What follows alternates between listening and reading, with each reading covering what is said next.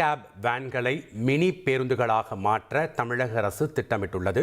இது தொடர்பான அண்மை செய்தியை நாம் பார்த்து வருகிறோம். கூடுதல் விவரங்களை வழங்க இணைகிறார் செய்தியாளர் தாயுமானவன். வணக்கம் தாயுமானவன். கிராமங்களில் பொது போக்குவரத்தை எளிமைப்படுத்த அரசு இந்த நடவடிக்கை மேற்கொண்டதாக சொல்லப்படுகிறது. முழு விவரங்களையும் பதிவு பண்ணுங்கள். தமிழக அரசின் சார்பில் தனியார் பங்களிப்போடு ஏற்கனவே மினி பேருந்துகள் திட்டம் என்பது செயல்படுத்தப்பட்டிருக்கிறது. மினி பேருந்துகள் இயக்கத்துல பல்வேறு மாற்றங்கள் கொண்டு வரப்பட்டு மினி பேருந்துகளுக்கான அனுமதி என்பது எளிமைப்படுத்தப்பட்டு கடந்த சில மாதங்களாக இத்திட்டம் என்பது அமல்படுத்தப்பட்டிருக்கக்கூடிய ஒரு சூழல்ல தற்போது கூடுதலாக மேக்ஸி கேப் வேன்கள் என்று சொல்லக்கூடிய வேன்களை மினி பேருந்துகளாக தனியார் மினி பேருந்துகளாக பயன்படுத்துவதற்கு பொது போக்குவரத்துகளோடு இணைப்பதற்கு அரசு என்பது அனுமதி என்பது அளிக்க இருப்பதாக தகவல்கள் வெளியிடப்பட்டிருக்கிறது. தமிழக அரசுடைய திட்டத்தின் அடிப்படையில 25,000 கிலோமீட்டர் தூரத்திற்கு இயக்கக்கூடிய வகையில் குறைந்தது 5,000 மினி பேருந்துகளை இயக்குவதற்கான தேவை என்பது இருந்து வருகிறது. இதுவரைக்கும் 1,200க்கும் மேற்பட்ட தனியார் ஆபரேட்டர்கள் மட்டுமே பல்வேறு வழித்தடங்கள்ல இந்த மினி பேருந்துகளை இயக்க அனுமதி பெற்றிருக்கிறார்கள்.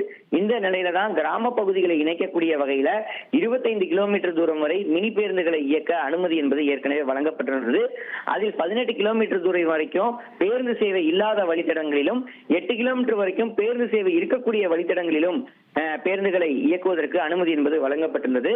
தொடர்ந்து பல்வேறு வழித்தடங்கள்ல மினி பேருந்துகளை இயக்குவதற்கான கூடுதல் தேவை இருக்கக்கூடிய ஒரு சூழல்ல தேவையை கருத்தில் கொண்டு மேக்ஸி கேப் என்று சொல்லக்கூடிய வேன்கள், அதாவது 12 முதல் 14 இருக்கைகள் கொண்ட வேன்களை பொதுமக்கள் பயன்பாட்டிற்கு பயன்படுத்தக்கூடிய வகையில் தனியார் பங்களிப்போடு அந்த மினி பேருந்துகளாக இயக்கிட அனுமதி என்பது வழங்கப்பட இருக்கிறது.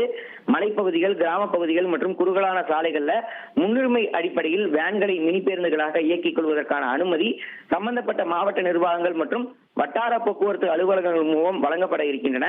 பயணிகளுடைய பாதுகாப்பை உறுதி செய்யக்கூடிய வகையில் சம்பந்தப்பட்ட வாகனங்கள்ல இருக்கைகளை மட்டுமே நிரப்பிட வேண்டும் எனவும், நின்றபடியோ தொங்கியபடியோ வேன்களை இயக்கினால் கடும் நடவடிக்கை எடுக்கப்படும் எனவும் எச்சரிக்கை விடுத்து அனுமதி என்பது வழங்கப்பட இருக்கிறது.